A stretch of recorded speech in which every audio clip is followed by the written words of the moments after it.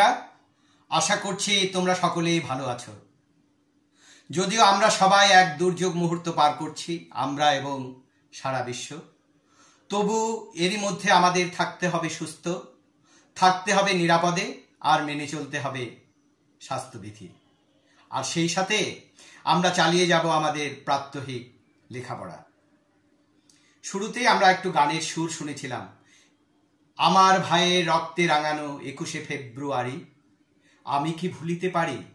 না, আমরা ভুলতে পারি না, কারণ তা ছিল আমাদের জাতীয় অর্জন। প্রিয় শিক্ষার্থীরা, আমরা জানি ভাষার জন্য জীবনদান পৃথিবীর ইতিহাসে এক বিরল ঘটনা। আমরা সেই মহা ইতিহাসের উত্তরসূরি, তাই আমরা বুঝি ভাষার মান, ভাষার মর্যাদা।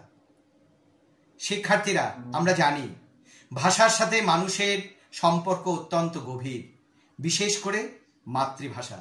ভাষা ছাড়া যেমন মানুষকে চিন্তা করা যায় না, তেমনি মানুষ ছাড়া ভাষারও কোনো অস্তিত্ব নেই। শিক্ষার্থীরা, আমরা একটা নকশার মধ্য দিয়ে এই বিষয়টি একটু উপলব্ধি করবার চেষ্টা করি। মানুষ সামাজিক জীব, সমাজ তার আশ্রয়, আর সমাজে সে বাস করে সে যোগাযোগ রাখে একে অপরের সাথে। এই যোগাযোগ কার সাথে করে? স্বদেশ স্বগোষ্ঠী, পরদেশ পরগোষ্ঠী। যোগাযোগ করতে গিয়ে সে আসলে ব্যবহার করে ভাষা। বিশেষ করে স্বদেশ স্বগোষ্ঠীর মধ্যে সে ব্যবহার করে মাতৃভাষা। অন্যদিকে পরদেশ পরগোষ্ঠীর সাথে যোগাযোগের জন্য সে মাতৃভাষাও ব্যবহার করতে পারে, ভিন্ন ভাষাও ব্যবহার করতে পারে। যেহেতু এইটি মানুষের যোগাযোগের একমাত্র মাধ্যম ভাষা, তাই ভাষার প্রতি মানুষের থাকে চিরকালীন প্রেম এবং শ্রদ্ধা, বিশেষ করে মাতৃভাষা। প্রিয় শিক্ষার্থীরা, তোমরা নিশ্চয়ই বুঝতে পেরেছ আমরা কোন বিষয়টি পড়তে যাচ্ছি। আমাদের আজকের বিষয় কবিতা বঙ্গবাণী, কবি আব্দুল হাকিম। পাঠ উপস্থাপন করছি আমি রঞ্জন কুমার অধিকারী, সহকারী অধ্যাপক, বাংলা বিভাগ, মাইলস্টোন কলেজ। প্রিয় শিক্ষার্থীরা, আমরা বঙ্গবাণী কবিতা পড়তে যাচ্ছি। কবিতা পড়বার আগে আমরা কবির সংক্ষিপ্ত পরিচয় আলোচনা করে নিই। আনুমানিক 1620 খ্রিস্টাব্দের সন্দ্বীপের সুধারামপুর গ্রামে আব্দুল হাকিম জন্মগ্রহণ করেন।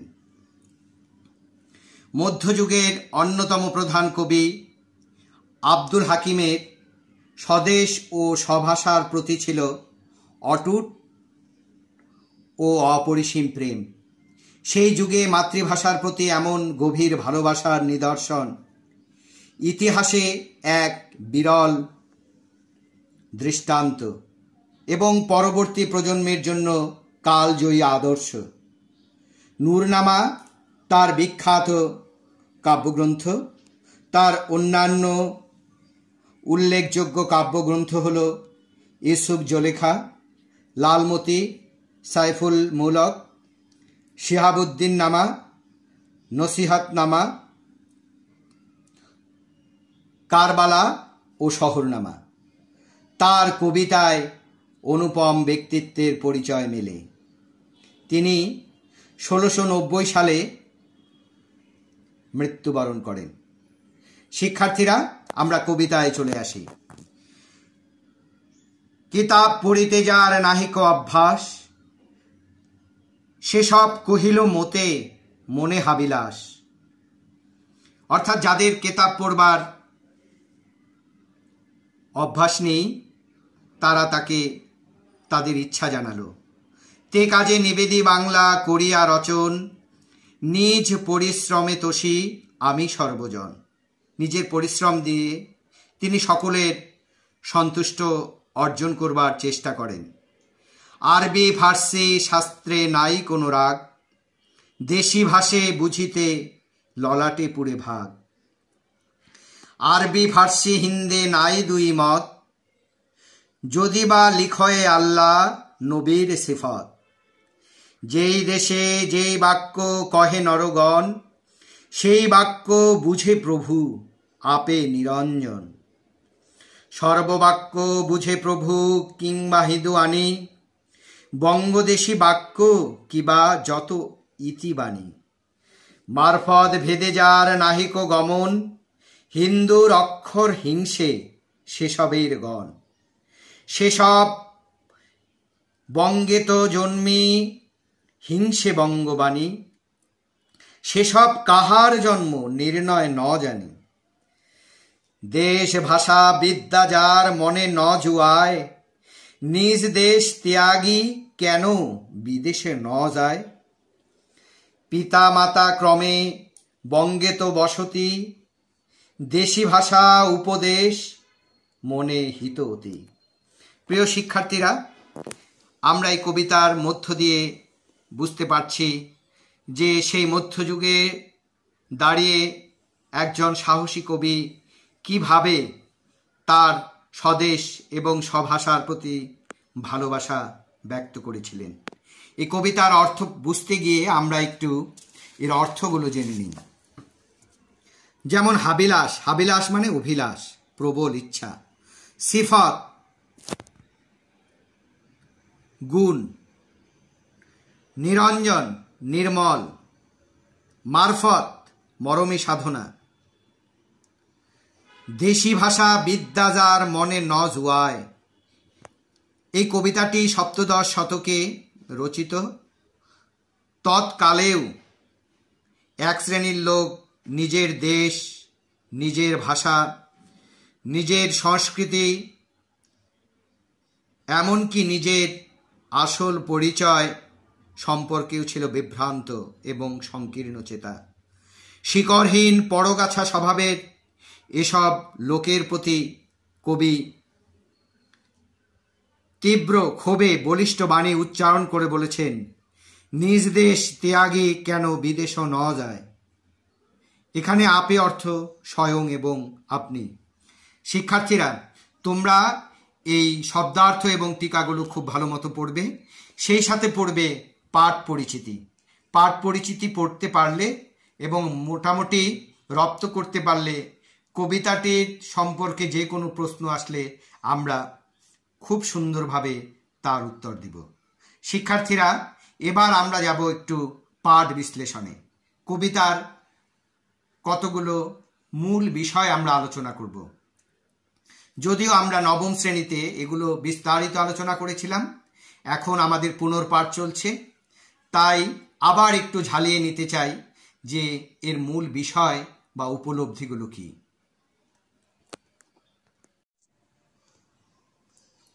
প্রিয় শিক্ষার্থীরা, আমরা পাঠ পরিচিতি খুব ভালো মতো পড়ব, শব্দার্থ টিকা খুব ভালো মতো পড়ব।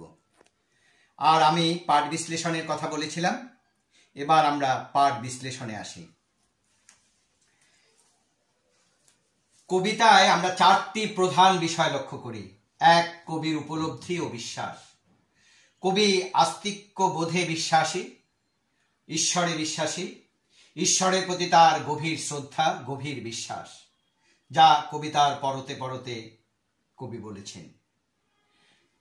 কবি বলেছেন যে তিনি ঈশ্বরকে বিশ্বাস করেন এবং তার ভালোবাসাকেও বিশ্বাস করেন, আর বিশ্বাস করেন তিনি সকলের। এরপরে কবি মানুষের মর্যাদা প্রতিষ্ঠিত করেছেন। তিনি বলেছেন তে কাজে নিবেদি, অর্থাৎ তিনি নিজেকে তাদের কাজে, যারা সাধারণ মানুষ, লেখাপড়ায় অভ্যাস নেই, তাদের জন্য তিনি কবিতা রচনা করছেন, আর তাদের ভাষাকেও তিনি মর্যাদা দিয়ে কবিতা রচনা করছেন। এখানে আসলে কবির মানুষের প্রতি যে মর্যাদা বোধ, সেইটি প্রকাশ পেয়েছে। এরপরে আছে কবির মাতৃভাষার প্রতি গভীর শ্রদ্ধা। তিনি বলেছেন যে এই মাতৃভাষা বুঝতে ললাটে পুড়ে ভাব, অর্থাৎ মাতৃভাষা সকলেই সবচেয়ে ভালো মতো বুঝে। এটি কবির স্বীকৃতি, মাতৃভাষার প্রতি তার গভীর শ্রদ্ধাবোধ থেকে আসা। আর কবিতায় তিনি ব্যক্ত করেছেন মাতৃভাষা বিদ্বেষীদের প্রতি তীব্র ঘৃণা, অর্থাৎ যারা এই দেশে থেকে, এই দেশে বাস করে, এই দেশের ভাষাকে ঘৃণা করে, তাদের প্রতি তিনি ধিক্কার জানিয়েছেন এবং তিনি তাদেরকে দেশ ছেড়ে চলেও যেতে বলেছেন। এবং সবচেয়ে মারাত্মক, সবচেয়ে মর্মস্পর্শী তাদের জন্ম পরিচয় নিয়ে তিনি সন্দেহ প্রকাশ করেছেন।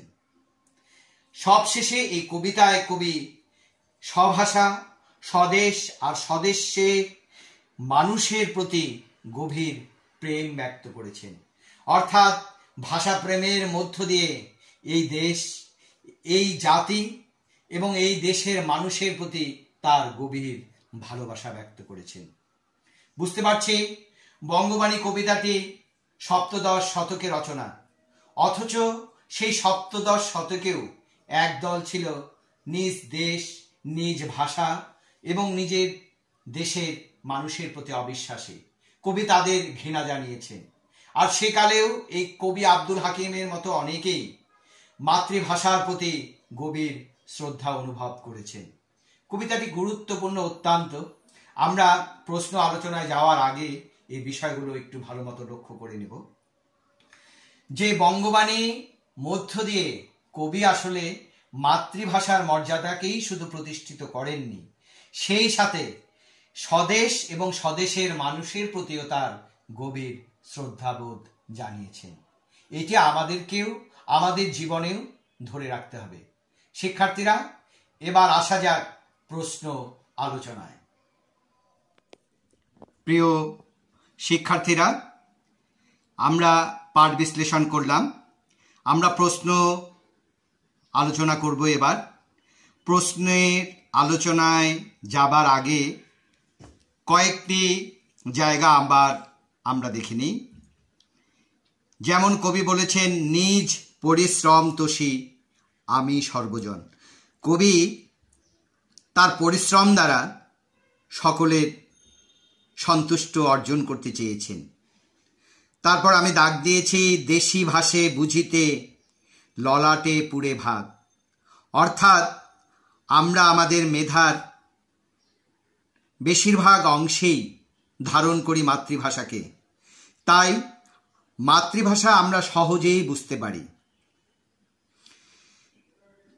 আরবি ফার্সি হিন্দে নাহি দুই মত, যদি বা লিখয়ে আল্লাহ নবীর সিফত। অর্থাৎ আল্লাহ এবং নবীজির যদি গুণগান গাওয়া হয় তাহলে ভাষা কোনো বিষয় নয়। আবার প্রভু সম্পর্কে কবি বলেছেন, যেই দেশে যেই বাক্য কহে নরগণ, সেই বাক্য বুঝে প্রভু আপে নিরঞ্জন। যে মানুষ যে দেশেরই হোক না কেন, সৃষ্টিকর্তা তার ভাষা বুঝতে পারেন। সর্ববাক্য বুঝে প্রভু কিবা হিন্দু আনি, বঙ্গদেশী বাক্য কিবা যত ইতিবাণী। এরপর আবার আমরা লাল দাগাঙ্কিত জায়গাগুলোতে যাই। মারফত ভেদে যার নাহিক গমন। আমরা কিছুক্ষণ আগে মারফতের অর্থ জেনেছি, মরমী সাধনা, অর্থাৎ সৃষ্টিকর্তা সম্পর্কে সম্যক ধারণা যাদের আছে তারা। মারফত ভেদে যার নাহিক গমন, হিন্দুর অক্ষরে হিংসে সেসবের গণ। তারা বাংলা ভাষাকে হিন্দুর অক্ষর বলে হিংসা করে। যে সবে বঙ্গে তো জন্মি হিংসে বঙ্গবাণী। যারা বাংলাদেশে জন্মগ্রহণ করে বাংলা ভাষাকে হিংসে করে, সেসব কাহার জন্ম নির্ণয় না জানি। অর্থাৎ তাদের জন্ম পরিচয় সম্পর্কে, তাদের শেকড় সম্পর্কে কবি সন্দিহান। দেশ ভাষা বিদ্যা যার মনে ন জুয়ায়। অর্থাৎ যার নিজের দেশের ভাষা মনকে জুড়িয়ে দেয় না, তার তো সেই দেশে থাকা উচিত নয়। নিজ দেশ ত্যাগী কেন বিদেশে ন যায়? সে কেন নিজের দেশ ছেড়ে বিদেশে যায় না? এই দেশে আমরা বংশ পরম্পরায় বাস করি। মাতা পিতামহ ক্রমে বঙ্গে তো বসতি। আমরা এই বঙ্গদেশে বাস করে আসছি।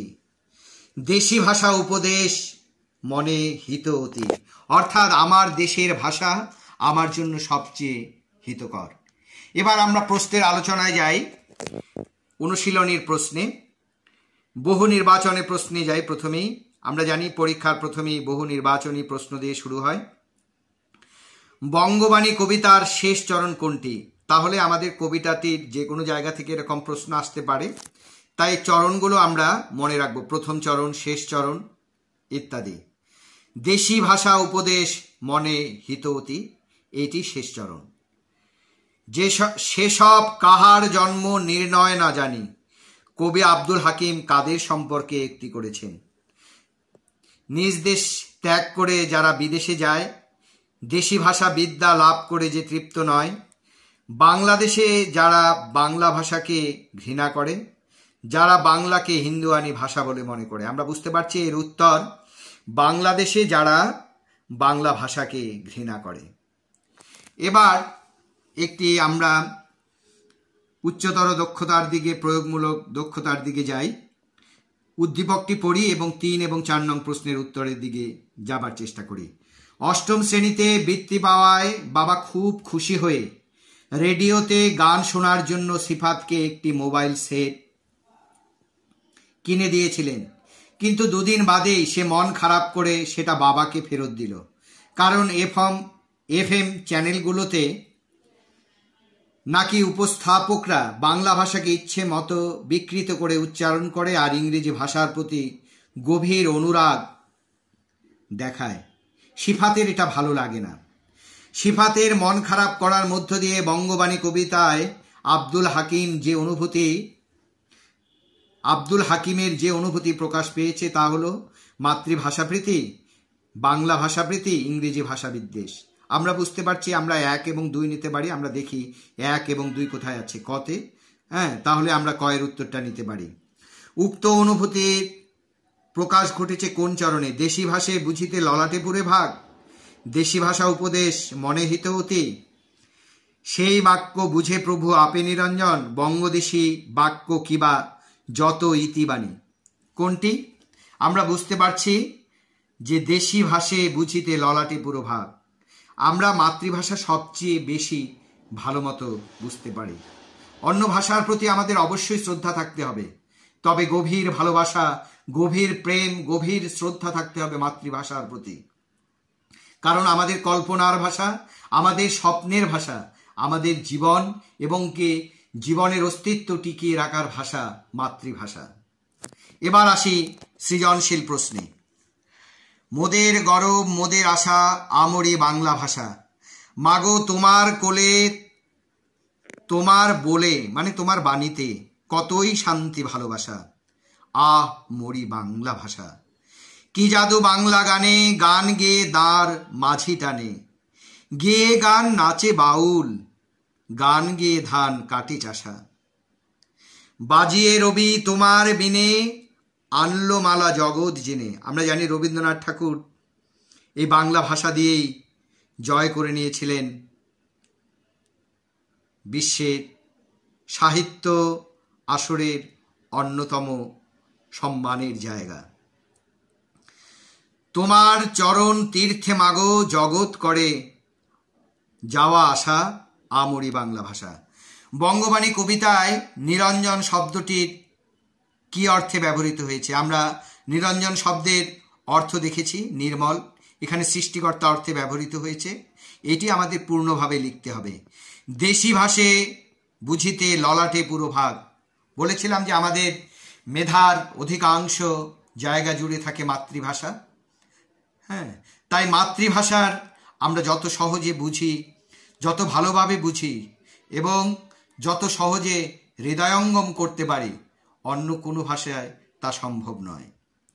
উদ্দীপকে বঙ্গবাণী কবিতার যে ভাবের প্রতিফলন ঘটেছে, অর্থাৎ মাতৃভাষার প্রতি গভীর শ্রদ্ধা।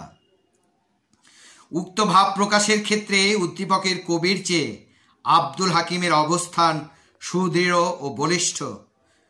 কবিতার আলোকে মন্তব্যটি বিশ্লেষণ করো। আমরা সৃজনশীল প্রশ্নে আলোচনার সময় আমাদের মনে রাখতে হবে গ এবং ঘয়ে অবশ্যই উদ্দীপকের আলোচনা থাকবে, তবে সিদ্ধান্ত আমরা প্রথমেই দিয়ে দিব না। প্রথমে আমরা যে সিদ্ধান্তটুকু দিব সেখানে ইঙ্গিত থাকবে যে বলিষ্ঠ কেন। অবশ্যই বলিষ্ঠ, কারণ তিনি যেমন মাতৃভাষায় কেন কাব্য রচনা করেছেন তা বলেছেন, তেমনি মাতৃভাষা যে সকলে বুঝতে পারে তা বলেছেন। তারপর বলেছেন যে ঈশ্বর বা সৃষ্টিকর্তার কাছে মাতৃভাষা বা অন্য ভাষার কোনো ভেদাভেদ নেই, সব ভাষাই তিনি বুঝতে পারেন। তাই নিজ দেশ থেকে নিজ ভাষাকে ঘৃণা করাকে তিনি ভালোভাবে নেননি, বরং তাদের প্রতি তিনি তীব্র ঘৃণা এবং ক্ষোভ প্রকাশ করেছেন। তাই আমরা বলতে পারি এখানে আব্দুল হাকিমের অবস্থান সুদৃঢ় এবং বলিষ্ঠ। শুধু তাই নয়, যারা নিজ দেশ থেকেও নিজের ভাষাকে অবজ্ঞা করে, ঘৃণা করে, কবি তাদের জন্ম পরিচয় সম্পর্কে সন্দেহ প্রকাশ করেছেন। এই ছিল আমাদের প্রশ্ন আলোচনা। আমরা টেস্ট পেপার দেখলে অনেক প্রশ্ন দেখতে পাবো। প্রত্যেক বছরই বহু নির্বাচনী অসংখ্য প্রশ্ন আসে, আর মাঝে মাঝেই সৃজনশীল প্রশ্নও আসে। আমরা সেই প্রশ্নগুলো দেখব এবং আমাদের মতো অনুশীলন করে যাব। শিক্ষার্থীরা, এবার আসবো আমরা বাড়ির কাজে। তোমাদের খুব সামান্য বাড়ির কাজ দিয়েছি আমি, এগুলো তোমরা খুব ভালো মতো রপ্ত করবে। জ্ঞানমূলক প্রশ্নোত্তর লেখার জন্য প্রশ্ন। বঙ্গবাণী কবিতাটির উৎস কি? মানুষের সব ভাষা বোঝেন কে?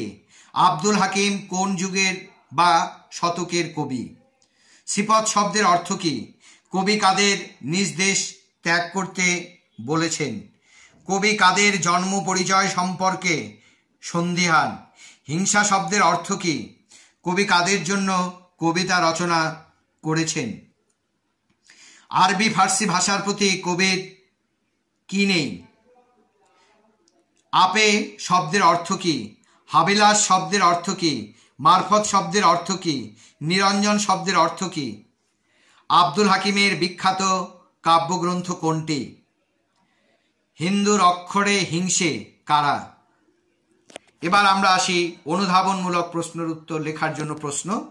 এই প্রশ্নগুলো তোমরা লিখে লিখে প্র্যাকটিস করবে। কবি কেন বাংলা ভাষায় কাব্য রচনা করেছেন? হিন্দুর অক্ষর বলতে কবি কি বুঝিয়েছেন? আরবি ফার্সি হিন্দে নাই দুই মত, ব্যাখ্যা করো। বঙ্গবাণী কবিতায় কাদের প্রতি কবির ক্ষোভ প্রকাশ পেয়েছে? মাতৃভাষা অবজ্ঞাকারীর প্রতি কবির মনোভাব ব্যাখ্যা করো। এই ছিল আমাদের বাড়ির কাজ। তোমরা বাড়ির কাজ সম্পূর্ণ করে বিষয় শিক্ষককে যথাসময়ে প্রেরণ করবে। এটি তোমাদের জন্য অত্যন্ত গুরুত্বপূর্ণ। শিক্ষার্থীরা, আমাদের আলোচনা এখানেই শেষ। আমরা এখানেই আমাদের ক্লাস শেষ করছি। সবাই ভালো থাকবে, সুস্থ থাকবে, নিরাপদে থাকবে, স্বাস্থ্যবিধি মেনে চলবে, সেই সাথে প্রাত্যহিক লেখাপড়া চালিয়ে যাবে। ধন্যবাদ সবাইকে। সকলের সর্বাঙ্গীন মঙ্গল কামনা করছি। ধন্যবাদ।